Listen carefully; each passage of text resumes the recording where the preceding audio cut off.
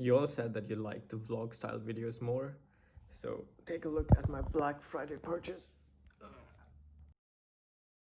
But yeah, anyway, just really thank you for your feedback. I really appreciate it, and I do listen to you. So yeah, I'm gonna try to be more dynamic with my shots. Gonna try to be outside a bit more, and we'll see how this goes. For those of you who are new here, my name is Karan. I am a graduate software engineer in London, and this is a series about how my friend Kane and I are working on a side project together to improve the lives of student entrepreneurs. This is intentionally very vague right now, and that's because we don't know what we're building just yet, and that's the whole point of documenting this whole thing on YouTube, which is that we're gonna figure it out together. On to the update. Alright, I'm back to vlogging on a park bench. I've just managed to find a quiet spot here. I don't know how people do this. This is so awkward. This feels so unnatural to me. Anyways, yeah, let's talk about what we've been up to. All right, so the goals we set out to achieve for the past couple of weeks was to number one, speak to as many people as possible and conduct a few more interviews.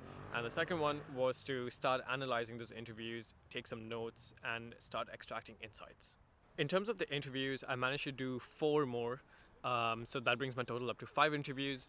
Kane, on the other hand, managed to do 7 interviews in total. So collectively, we have about 12. We did have to extend our deadline that we set for ourselves. So we initially said, I think it was going to be 20th of November, that was going to be a deadline. And then we pushed it to 25th to get those couple of extra interviews in. I've also just really enjoyed the conversations I've had in the past couple of weeks.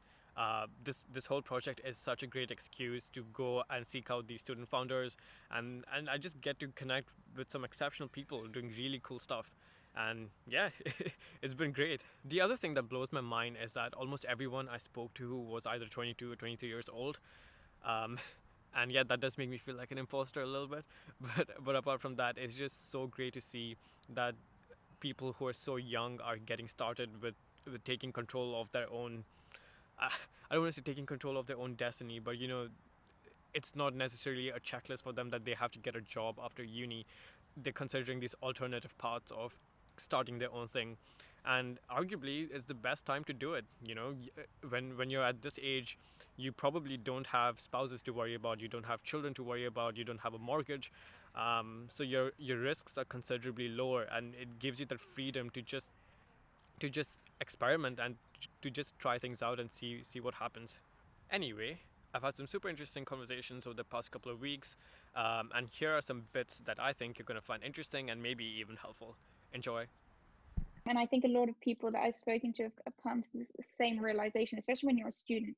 You get to a point and you're like, hey, right, either I commit to this fully and I don't have a life for the foreseeable future, or I just drop it all and I can pretend it never happened and just, kind of have a life basically. And I think when you get to that point, it is a bit of a dilemma and you're like, okay, what do I do?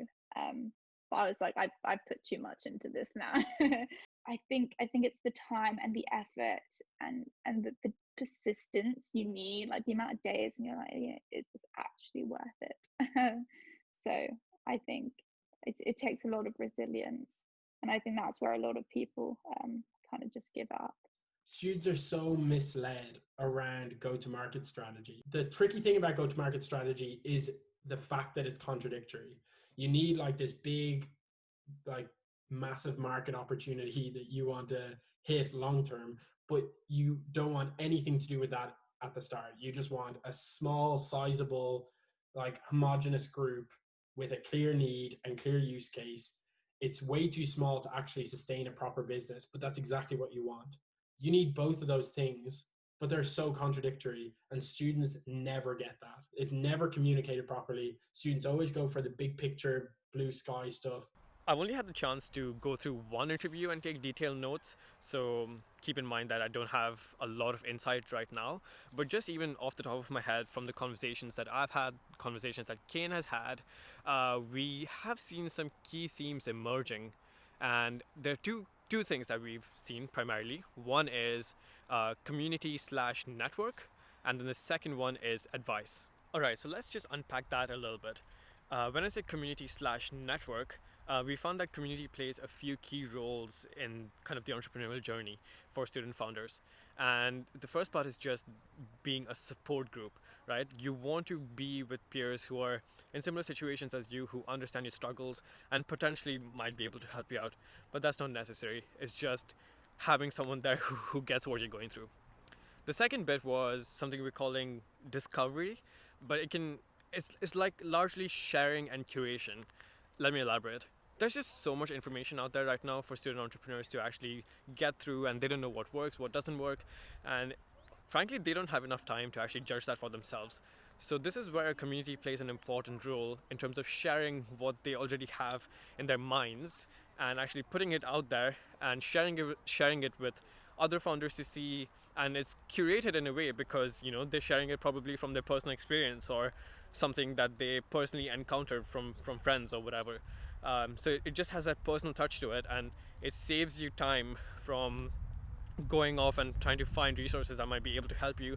Or oftentimes you don't even know that there is something that could help you, but someone shares it and you're like, that's perfect. That, like, how did I not know that this existed? This is great. This is super helpful. So those are the it's cold. I'm shivering a little bit. Anyways, those are the two things that we think that communities do very well. The second theme that we saw emerging was around advice slash mentorship. Now again, within this theme, we saw it playing a couple more roles depending on what the student founders wanted out of it. The first use case is pretty much the usual one, which is to ask directly for help with certain things. And this is usually because young founders might not be experienced enough to know what decisions to make sometimes. The other one is a bit more around support in a way. So oftentimes when founders, students or not, whatever, just people who are building companies are so focused and are just so in the zone with what they're doing in the moment that they forget to look up and see where they're heading. They sometimes don't reflect on the decisions they're making. And having these coaching slash mentorship sessions can really help with that. The best mentors are just oftentimes a sounding board for you to tell them what you're thinking, what you're struggling with, and they don't give you the answers. They just prompt you. They just ask you questions until you come to the it's cold. Until you come to the realization yourself about what you're doing, what you should be doing, and it just gives you that clarity. So this was the kind of the second theme that we saw emerging. Yeah, I was gonna freeze outside, so I just came back home. Anyway, to carry on my chain of thought, um, given those two key themes that we detected, we started to think about some ideas. Keep in mind that this is kind of early to be solutionizing, right? We're still in that stage where we need to look at our notes, we need to think about it a bit more carefully, but we couldn't help ourselves, obviously, because when you speak to people, things pop up in your mind. And Kane and I kind of discussed our initial observations on these key themes, and we started to think about what a possible offering could look like.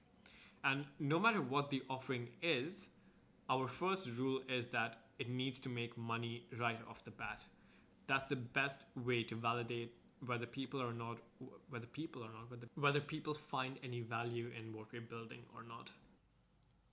Anyway, this is all still highly speculative. We still need to do the work of going through the notes and then extracting insights from that. So we'll see what comes from that. In summary, we spent the past couple of weeks just reaching out to more people, having a few more interviews. I spent some time analyzing the notes from those interviews, and we also just started to think about what potential ideas we have from the key themes that we've seen emerging. In terms of next steps, we've concluded our interview phase now, so it's just going to be getting my head down and actually taking down notes and analyzing it properly. And then I'm going to be meeting Kane when lockdown ends, so that we can compare our notes together in person and actually start to analyze them for potential opportunities, basically. So that's it for this episode, everybody. Thank you very much for watching. I'll see you in the next one. Have a nice day.